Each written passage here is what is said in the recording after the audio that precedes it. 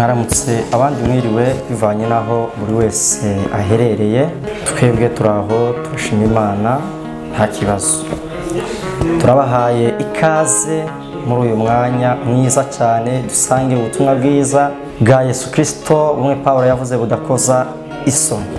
Ubutumwa bwiza ngiye kuvuga ndasaba ko buri wese abutegera kandi buri wese bumugereho bumuhindure muzarimo byose kandi umukirize buri wese. Kadutangure dusenga.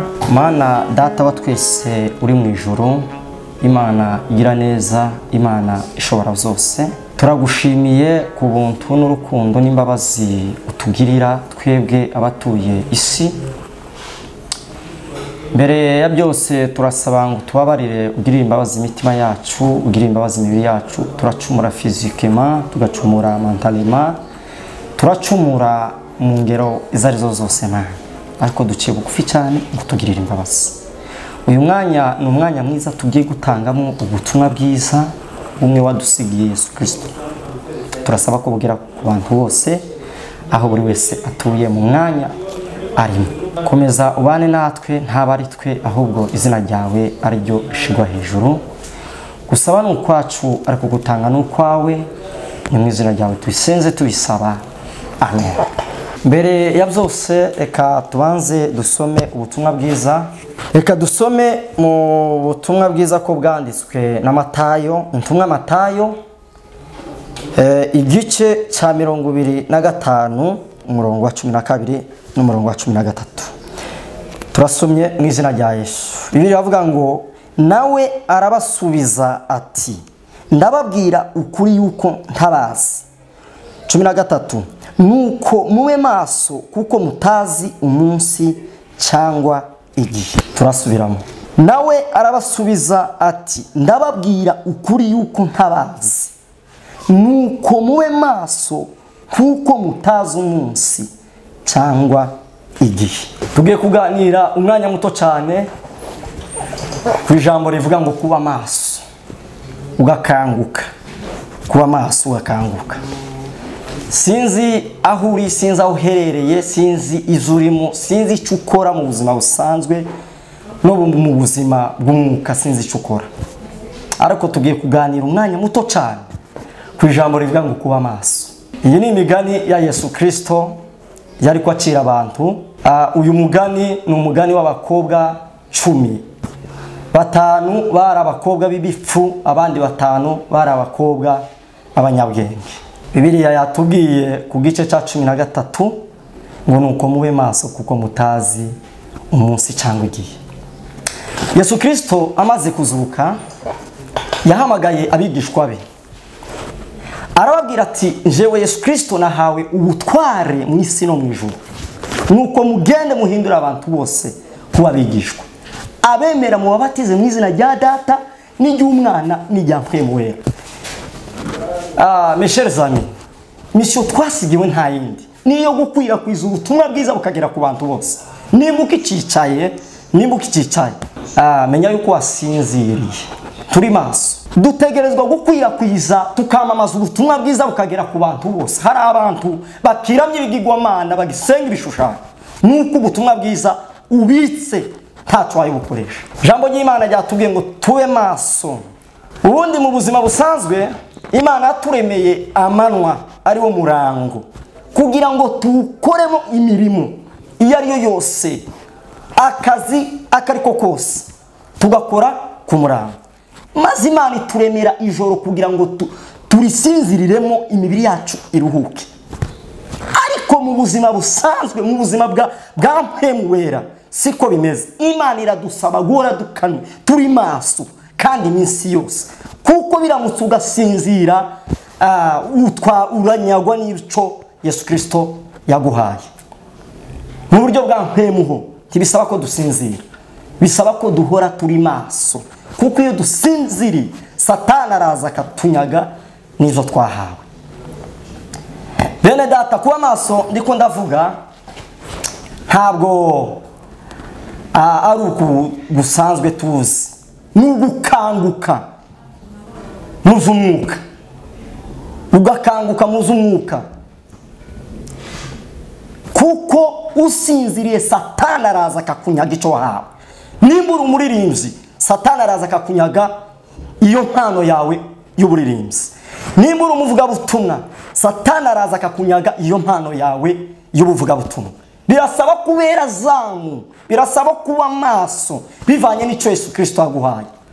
Sinzi icyo ukora mu by'Imana, ariko nimba uri umuvugabutumwa, nimba uri umuririmbyi, nimba urinde je ne sais pas icyo uri cyo ntacunzi, ariko birasaba kubera maso icyo uri cyo. Bitabaye ibyo Satani azakunyaga icyo wahawe. Niho uzisanga utakigendera mu kuri kw'ijambo ry'Imana, wayikoresha bimwe bigezweho zo kuza bacakiza abantu y'abakozi b'Imana. Ibi ni bigaragaza yuko batari maso.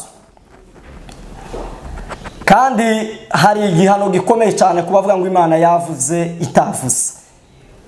Birababaje cyane ku bantu babeshera Imana ngo yavuze itavuze. Birababaje cyane. Hari ibikenewe cyane kwizera Yesu Kristo kugira ngo abe maso. Icyambere ni ijambo ry'Imana. Nimba udafite ijambo muri wowe, ijambo ry'Imana mwene data, reka nkubwire yuko wayobye. Nimba nta masengesho wibitseho, menya yuko wayobye. Amasengesho ni intwaro y'umukristo. Gusenga bigira ubuzima bwinshi iyo dusenga mu kuri no mu mwuka. Yesu Kristo yigeze kubwira abantu, arababwira ngo uwumva amajambo yanje ameze nk'umuntu w'umunyabwenge wubatse inzu ye ku rutare. Imvura iragwa, imivu igatemba, bikikubita kuri yanzu ikaguma ihagaze, kuko ubutumwa yubatseho ari ubutumwa bwiza kandi budakoze isoni. Ariko umuntu utumva amajambo yanje ameze nk'umuntu w'umupfapfa wubatse inzu ye ku musenyi. Imvura iragwa, imivu igatemba, bikikubita kuri yanzu yamarikagwa, kuko ubutumwa yubatseho atari ubutumwa bwiza bwa Yesu Kristo. Hari igihe kimwe Yobu yageragejwe, abantu bose babona ko byamucanze. Umugore we ageraho amubwira ngo tukiyo Mana yawe wipfire, ndabona nta kimaze. Umugore utari wiyuzuye umwuka wera. Nubona ufite uwo mugore wagukura kuri Yesu Kristo, nushaka wirukwa niyo nijari, ni Satani ukomeye cyane. Umugore aramubwira tukiyo Mana yawe numara wipfire. Yobu aramubwira jewe Yobu navuye mu nda ya mama ntacyo nambaye, nzasubira mu nda y'isi ntacyo nambaye, izina ry'Uwiteka nirishigwe hejuru. Tuza amaherezo intumwa za Yesu Kristo, ariko nkeneye mbabwire ku mugore umwe bita ngo ni Perpetua. Uyu mugore iyo mugezeho cyane zanumva agahinda kenshi bene data. Ni umugore biciye abana 11 bose bamusaba kwihakana Yesu Kristo. Bica uwa mbere, uwa kabiri, uwa gatatu, uwa kane, uwa gatanu, uwa gatandatu, bagere kuwa karindwi. Arababwira ngo Yesu namenye yandutiye byose. Bica umunani n'uw'icyenda. Aravuga ngo namuhaye umutima wanje wo Yesu Kristo, nawe arampagije. Bica umwana wa 11. Aravuga ngo nta byago byantera ubwoba, yambereye ubuhungiro, uko bizamera kose nzajya mwiringira. Dutegerezwa kumera nk'aba Perpetua. Hakenewe abagore bameze nk'aba Perpetua batihakana Yesu Kristo. Hakenewe abagabo bamera nk'intumwa za Yesu Kristo batigeze bihakana Yesu Kristo kugeza ubwo bose bishwe bakugwaho. Hakenewe abagabo bamaramaje cyane kaba Yohana tuza amateka yiwe. Yohana bamusabye kwihakana Yesu Kristo aravyanga, baramufata bamushira mu ngunguru yuzuye amavuta, aho gupfa avamwe ari umusore mwiza cyane. Baramufata bamujana kumuta ku kagwi ka Patimo. Ahagera Imana ikomeza kumwiyereka, niho yaje kwandika iki gitabo cy'ibyahishuriwe. Asubira muri Efeso abariho arangiriza urugendo rwiwe amaze kwandika inzandiko zitatu. Nshuti muvandimwe, reka nkubwire wowe ushaka kuba maso, icyambere cy'umuntu ukeneye kuba maso, bika ijambo ry'Imana mu mutima wawe. Amasengesho yawe ari ushira imbere mu byo ukora byose. Jya umenya ko uri umucyo w'isi. Waba umupastori, waba umubishopo, menya ko uri umucyo w'isi. Tugatangazwe Yesu Kristo akubwiye ngo mva imbere sinigeze nkumenya. Ryo jambo ndi mukuritinda muri iki gihe. Birababaje cyane kwitwa ngo umukozi w'Imana, ariko Yesu Kristo akakubwira ati mu bakozi b'Imana nari mfite ntabwo urimo. Twaje mu rwego rw'abaposo abapotre Yesu Kristo akakubwira muri iyi departement y'abapotre sindi ko ndakubona mva imbere. Twaje muri departement y'abapasiteri Yesu Kristo akakubwira mu bapastori nari mfite bankoreye turimo. Birababaje cyane mwene data. Korera Imana, korera Imana. Yesu Kristo yigeze kubwira abantu arabagira ati ngo muza mumenya ko muri umuco w'isi. Turi ahantu ku mpinga y'imisozi, abantu bose bari mu kuza bakatubona. Ibyo dukora byose byaba bibi byaba byiza, au nom de Dieu ibyacu bizamenyekana à la fin. Ibyacu bizamenyekana. Mwene data wamaramaje muri uru rugendo, reka ngusabe ngo bamaso, bera amaso icyo wahawe, ukomeze icyo wahawe na Yesu Kristo, ukirinde urinde ibyo wagabiwe na Yesu Kristo. Ikintu kiranga umuntu uri maso ntazigera atungurwa no kugaruka kwa Yesu Kristo, ntazigera atungurwa no kugaruka kwa Yesu Kristo. Ikintu kigaragaza umuntu ari maso arinda ibyo yabitswe, ibyo yahawe na Yesu Kristo.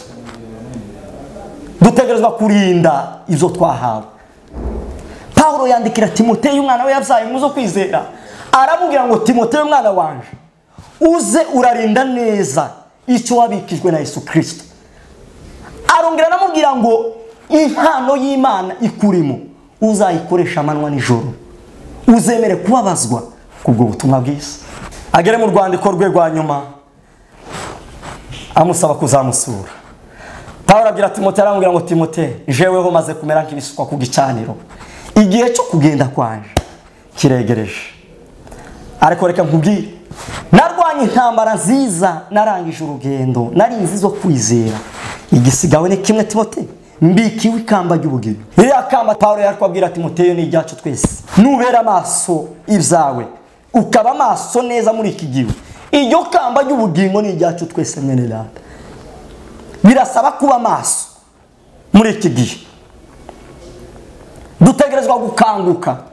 Turi mu bihe bya nyuma. Paulo yavuze ngo hazaza inyigisho z'ibinyoma. Turi mu bihe bya nyuma. Paulo yavuze ngo hazoza abaprofete b'ibinyoma. Ibi nibyo bigaragaza ko tugeze mu bihe by'iherezo. Ibi nibyo bigaragaza ko tugeze mu bihe by'imperuka. Bisaba ko tuba maso. Yewe mu Kristo uri kurantegera muri aka kanya, sinzi shengero uherereyemo, sinzi aho uherereye, ariko reka nkubwire, ibere maso ku giti cyawe, kuko buri wese azipfukamira. Umuntu wese azipfukamira. Kuja mu ijuru ni ku giti cy'umuntu. Yesu Kristo yigeze kubwira abantu, arababwira ngo ntimuhagarike imitima n'abakora ibyaha, munyizere gusa, mu rugo rwa data hari amazu menshi. Ngiye kubategurira aho muzashikira. Ngiye kubategurira aho muzashikira.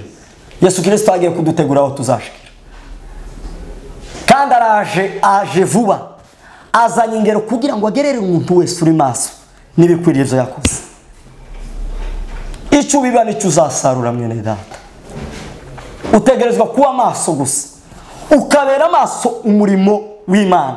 Satani arawurwanya muri iki gihe. Reka nkubwire mwene data, Satani aragwanya umurimo w'Imana cyane. Satani aragwanya icyo ukora.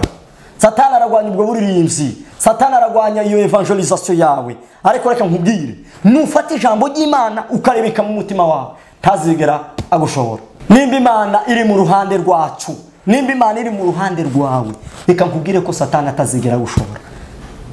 Ariko ikigaragaza ko Imana itari mu ruhande rwawe, nukuvuga ngo Imana yavuze kandi itavuze. Ibyo nibyo bigaragaza yuko Imana itari mu ruhande rwawe. Umunsi uzavuka ukavuga ngo Imana iravuze gutya, birababaje cyane, birababaje cyane. Birababaje cyane kandi mukubitindaho umuntu akavuga ngo Imana yavuze, Imana itavuze. Birababaje cyane bene data. Uyu munsi dufite abafo profete, ndibaza barashobora kuba 50%. Ariko uricaye uri profete ubesha, uricaye. Yesu araje. Tagitinze. Mwene data ugikorera mukuri no mu mwuka.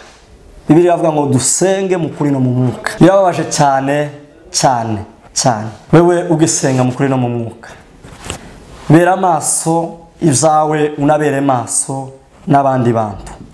Haguruka dukwize misiyo ya Yesu, dukwize ubutumwa bwiza ku bantu bose, turokora abantu ubutumwa bw'inzira karengane mu mashengero yacu. Abantu babatwagwa mu bidashoboka everyday, ariko birasaba ko duhaguruka twebwe twamaramaje tukabasha gukwiza ubutumwa bwiza ku bantu bose. Bibiliya yatubwiye ngo nuko mube maso kuko mutazi umunsi cyangwa igihe. Tituzi umunsi cyangwa igihe. Rero niyo mpamvu mbasaba ko tuba maso, tukaba maso cyane, tube maso. Yesu Kristo yigeze kubwira abantu, arababwira ngo amarira mwiririra mwebwe ubwanyu ni ikimenyetso cy'intege nke, naho amarira muririra bagenzi banyu ni ikimenyetso cy'imbaraga.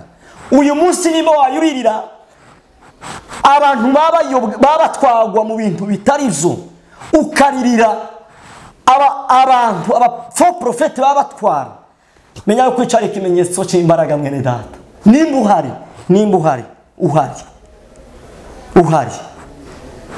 mwene data, icyo ni ikimenyetso cy'imbaraga. Haguruka naje mpaguruke, dukwize ubutumwa bwiza ku bantu bose. Turebe ko ari abo tworokora mu nzira karengane zihari, turebe ko ari abo tworokora. Iki ni cyo gihe mujewe nawe duhaguruke, turebe abo twogarura bayose. Mwene data uri kurantegera muri uyu mwanya, sinzi ibyo ukora, sinzi icyo ukora. Bamaso ubere maso ibyo ukora. Mwene data nawe uri kuntegera utarakizwa, va muri uwo mwijima Satani yagutwayemo, ugaruke uze mu muco w'Imana. Imana ikumurikire. Iki ni igihe cyo kwihana, tukava mu mwijima Satani yiciramo abantu, tukaja mu muco w'Imana, tukaba twabasha kumurikira isi yose. Uri umuco w'isi mwene data, nubwo wayikora n'ibyo Yesu Kristo adakeneye, ariko menya ko Yesu Kristo yakwisengura umuco w'isi. Ni wewe Yesu Kristo ategereje kugira ngo umurikire isi yose. Iki ni igihe cyawe ngo umurikire abantu bose. Mu kurangiza mwene data, ndagusaba ko wowe utarakizwa wanyuntegera. Ihane, Yesu Kristo arahari. Yesu araje, azanye ingero kugira ngo agerere umuntu wese bikureba ibyo yakoze. Kandi nta gitinze niko Bibiliya yatubwiye. Arashobora kuba ari uyu munsi aza, kuko yatubwiye, Bibiliya yatubwiye ngo mube maso kuko mutazi umunsi cyangwa igihe. Iki ni cyo gihe kugira ngo wihane, ugarukire Yesu Kristo. Iki ni cyo gihe nawe ukiri maso, bugira abantu bamwe ukura muri uwo mwijima Satani ariko aricira mu abantu. Turarangiza dusenga kandi dusabira abantu bakiri mu mwijima kubuvamo, n'abakiri maso gukomeza bakwirakwiza ubutumwa bwiza, bakura abantu mu mwijima. Bibiliya yatubwiye ngo tube maso kuko tutazi umunsi cyangwa igihe. Iyo niyo message mbazaniye. Tube maso kuko tutazi umunsi cyangwa igihe. Bene data badukurikirana kuri Yaga Nawe TV, nabashimiye. Ubutumwa dutanga buzabogera ku bantu bose, ababutegera ubutumwa buzabafasha, munabufashe abandi.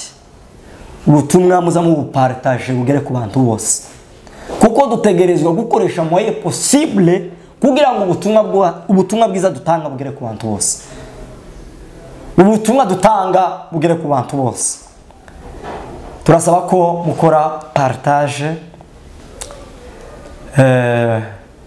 abatarakora sabone mwiyabone kuri TV Yaga Nawe TV. Hakenewe na commentaire kugira ngo tuba tumenya yuko ubutumwa tuvuga bubageraho. Kandi turabashimiye cyane abakomeje no kunyotegwa n'ubutumwa dutanga. Yesu Kristo abagirire neza. Ijambo ry'Imana ridufashe kandi rituganze. Kadusenge. Mana data wa twese uri mu ijoro, Imana igira neza, Imana ishobora byose. Turagushimiye wowe udushoboza uko bukeye nuko bwije kugira ngo dutange ubutumwa bwiza bugere ku bantu bose. Icyubahiro kibi cyawe none n'iteka ryose Imana. Ubutumwa dutanze Imana bugere ku bantu bose. Ubutumwa Mana bugere ku muntu wese, abari muri Afrika, abari muri continent d'Amérique, d'Océanie, d'Asie, d'Europe, aha hose umuntu wese ari Mana. Ubutumwa bwiza Mana umugereho Mana kandi bumuhindure. Ubutumwa bwiza buhindure Mana. Ubutumwa bwiza Mana budukure mu mwijima. Ubutumwa bwiza Mana ukura umuntu wese mu mwijima Satani yicira abantu umuzane mu mucyo. Turagushimiye ko wabanye natwe. Turagushimiye Imana ko watugiriye neza uyu mwanya twabashije gutanga ubutumwa bwiza. Icyubahiro gikomeze kibi cyawe none n'iteka ryose. Usaba no kwacu ariko gutanga no kwawe mu izina rya Yesu tubisaba. Amen. Narahizegiwe. Hamwe na Yaga Nawe TV, ubwenge ni wo